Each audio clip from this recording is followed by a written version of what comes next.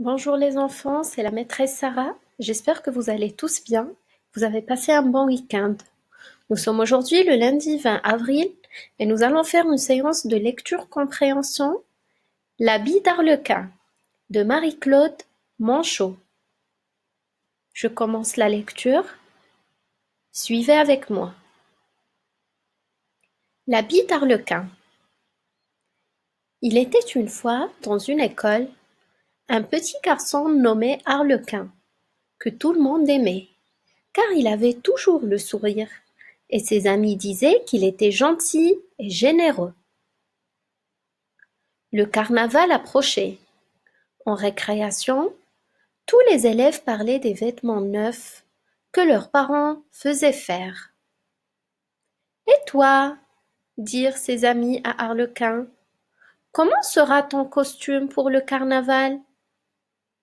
Oh, moi, dit l'enfant en secouant la tête. Mes parents sont si pauvres. Et puis mon père vient d'être gravement malade. Nous n'avons pas assez d'argent pour acheter un habit de carnaval. Les enfants eurent le cœur serré en pensant que leur gentil camarade serait le seul à garder ses vieux vêtements pour le carnaval. Ils se réunirent et parlèrent à voix basse. Dès le lendemain, chacun apporta un petit morceau de tissu dans lequel serait fait son propre costume, afin de confectionner un bel habit neuf au petit Arlequin. Mais voilà, tous ces morceaux étaient de couleurs différentes. Personne n'avait pensé à cela. Comment faire?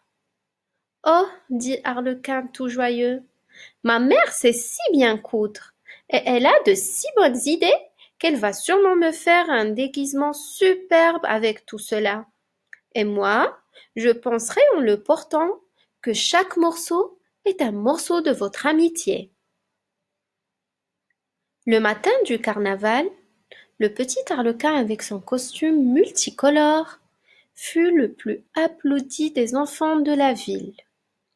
Tant il était drôle et joli avec son petit visage souriant, ses cheveux bien peignés et son déguisement.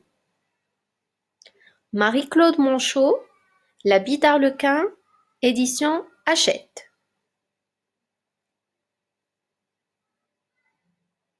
Je refais une deuxième lecture. Lisez en même temps que moi cette fois-ci, les enfants. L'habit d'Arlequin. Il était une fois, dans une école, un petit garçon nommé Arlequin, que tout le monde aimait, car il avait toujours le sourire, et ses amis disaient qu'il était gentil et généreux. Le carnaval approchait. En récréation, tous les élèves parlaient des vêtements neufs que leurs parents faisaient faire. Et toi, dirent ses amis à Arlequin, comment sera ton costume pour le carnaval? Oh, moi, dit l'enfant en secouant la tête, mes parents sont si pauvres. Et puis mon père vient d'être gravement malade. Nous n'avons pas assez d'argent pour acheter un habit de carnaval. Les enfants eurent le cœur serré en pensant que leur gentil camarade serait le seul à garder ses vieux vêtements pour le carnaval. Ils se réunirent et parlèrent à voix basse. Dès le lendemain, chacun apporta un petit morceau de tissu dans lequel serait fait son propre costume, afin de confectionner un bel habit neuf au petit Arlequin. Mais voilà, tous ces morceaux étaient de couleurs différentes. Personne n'avait pensé à cela. Comment faire? Oh, dit Arlequin tout joyeux, ma mère sait si bien coudre, et elle a de si bonnes idées qu'elle va sûrement me faire un déguisement superbe avec tout cela. Et moi, je penserai en le portant que chaque morceau est un morceau de votre amitié. Le matin du carnaval, Le petit arlequin avec son costume multicolore fut le plus applaudi des enfants de la ville, tant il était drôle et joli avec son petit visage souriant, ses cheveux bien peignés et son déguisement. Marie-Claude Manchot, L'habit d'Arlequin, édition Hachette. Alors je vais vous expliquer quelques mots qui paraissent un petit peu difficiles. Donc on a le mot multicolore, ça veut dire qu'il est de plusieurs couleurs. Regardez, c'est un costume avec beaucoup de couleurs, différentes couleurs. Ses cheveux bien peignés, ça veut dire ses cheveux bien brossés. Alors les enfants, qu'est-ce que vous pensez de cette histoire? Elle est magnifique, non? Bon, passons aux questions maintenant. Réponds aux questions en écrivant des phrases correctes. La première question était: quel est le personnage principal de cette histoire?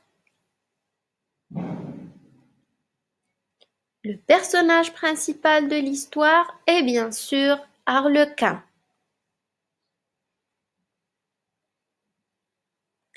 Deuxième question: pourquoi tout le monde aimait Arlequin?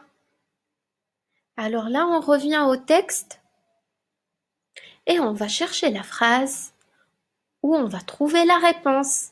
Vous l'avez déjà trouvé, les enfants? Regardez, elle est juste ici. Un petit garçon nommé Arlequin que tout le monde aimait, car il avait toujours le sourire et ses amis disaient qu'il était gentil et généreux. Voici notre réponse et nous allons donc écrire: pourquoi tout le monde aimait Arlequin? Tout le monde aimait Arlequin car il avait toujours le sourire et qu'il était gentil et généreux. Troisième question: pourquoi Arlequin n'avait pas de costume? Et on doit toujours chercher la réponse dans le texte. Vous l'avez trouvé, les enfants? Bien, alors on va voir ici. Arlequin dit: mes parents sont si pauvres. Et puis, mon père vient d'être gravement malade. Nous n'avons pas assez d'argent pour acheter un habit de carnaval. Vous voyez, elle est là la réponse. Donc, qu'est-ce qu'on va écrire pour répondre à cette question? Pourquoi Arlequin n'avait pas de costume? Arlequin n'avait pas de costume parce que ses parents étaient pauvres. Quatrième question maintenant.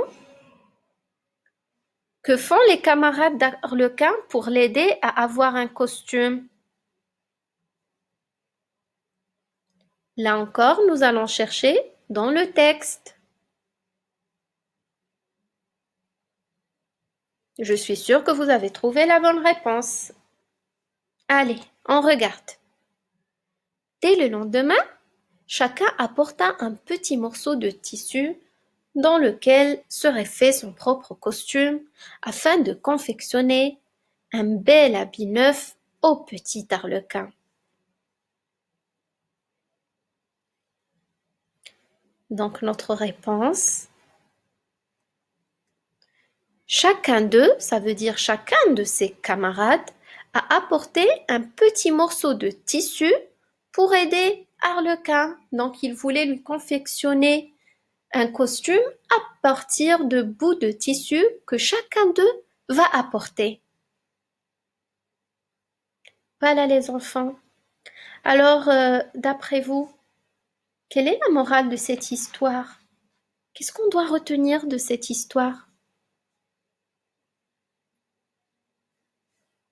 Alors, on peut dire que ce texte nous apprend qu'il est vraiment important d'être aimable et gentil avec les gens.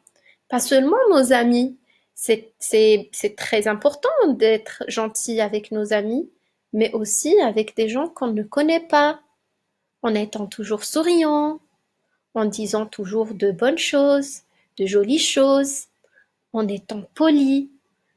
D'accord? Il faut aussi aider les autres quand ils en ont besoin. Donc, on doit apprendre à être généreux. Voilà les enfants, je vous souhaite un très bon courage et je vous dis à très bientôt.